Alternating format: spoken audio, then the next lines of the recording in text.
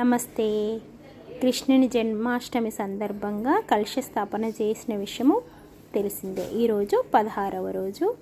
ఈరోజు శ్రావణ్ కుమార్, శ్రీ సంధ్య హైదరాబాద్లో ఉంటారు. వాళ్ళు కేవలం మీ కలశ పూజ కోసం ఇక్కడికి వచ్చారు. ఆర్కేపీకి టెంపుల్లోనే పూజ జరిగింది అంగరంగ వైభవంగా.